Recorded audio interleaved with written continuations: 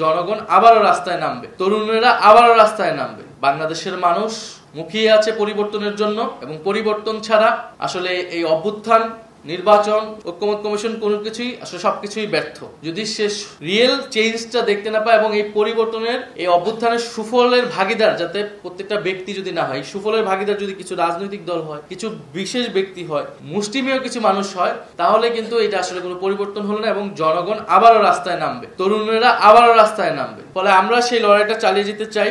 আরেকটি বিষয়ে আমি বলতে চাই যে আমাদের শিক্ষা ব্যবস্থাকে নিয়ে যদি আমরা কাজ করতে চাই, আমরা যদি আরো গোড়াতে হাত দিতে চাই, আমাদের ইতিহাসের পিছনের দিকে আমাদেরকে স্টাডি করতে হবে। একটা কোন সময়ের মধ্যে দিয়ে আমরা আমাদের বিশ্ববিদ্যালয়গুলো গড়ে উঠেছিল। আমরা জানি ইতিহাসের বিভিন্ন সময় বিভিন্ন দেশে এরকম গুরুত্বপূর্ণ বিশ্ববিদ্যালয় গড়ে উঠেছিল।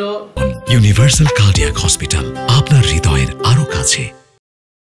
গুরুত্বপূর্ণ রাজনৈতিক উদ্দেশ্যকে সামনে নিয়ে ঢাকা বিশ্ববিদ্যালয় এরকম একটি রাজনৈতিক উদ্দেশ্যকে নিয়ে সামনে প্রতিষ্ঠা হয়েছিল, যেটা আমরা বঙ্গভঙ্গ মেনে নেওয়ার ফলে এখানকার, আমরা যখন বঙ্গভঙ্গ রদ হয়ে গেল, তারপরে এই পূর্ব বাংলার মুসলমানদেরকে বিশ্ববিদ্যালয় দিয়ে বোঝানো হলো যে আপনাদেরকে আমরা একটা বিশ্ববিদ্যালয় দিব।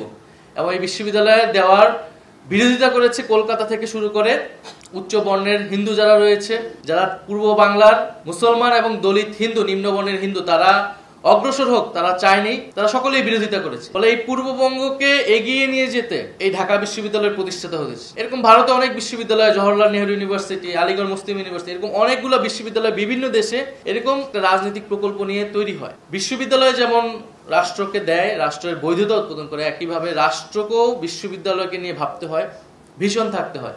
যে ঢাকা বিশ্ববিদ্যালয় তার এক ঐতিহাসিক ভূমিকা পালন করেছে তার প্রতিষ্ঠা হওয়ার পর থেকে, ব্রিটিশ আমল, পাকিস্তান আমল থেকে স্বাধীনতা পর্যন্ত। এরপরে যারা সরকার পরিচালনা করেছে বা রাষ্ট্র পরিচালনা করেছে, আমাদের আসলে বিশ্ববিদ্যালয়গুলোকে নিয়ে কোনো বিশেষ ভাবনা বা ভীষণ ছিল বলে আমার কাছে মনে হয়নি যে একটা বিশ্ববিদ্যালয় থেকে আমি আসলে কি তৈরি করতে চাচ্ছি, কি দিবে এই জাতিকে। ফলে সেই রকম ভীষণ নিয়ে আমাদেরকে বিশ্ববিদ্যালয়গুলোকে আবার গড়ে তুলতে হবে বা পুনর্গঠন করতে হবে। এবং একটা কলোনিয়াল সিস্টেমের মধ্য দিয়ে আমাদের বিশ্ববিদ্যালয়গুলো গড়ে উঠেছে। শুধু বিশ্ববিদ্যালয় না, আমাদের তাবৎ রাষ্ট্র, আমাদের আইন, সব প্রতিষ্ঠানই আমাদের সেই একটা উপনিবেশিত সমাজের মধ্য দিয়েই এটা প্রতিষ্ঠা হয়েছে। আমাদের এর আগে যে আমাদের এডুকেশন সিস্টেম ছিল, আমাদের যে, তার সাথে কিন্তু আমাদের একটা বিচ্ছেদ ঘটেছে। ফলে আমাদের বিশ্ববিদ্যালয়গুলোর সাথে এই কারণে সমাজ এবং সংস্কৃতির সম্পর্ক খুবই কম।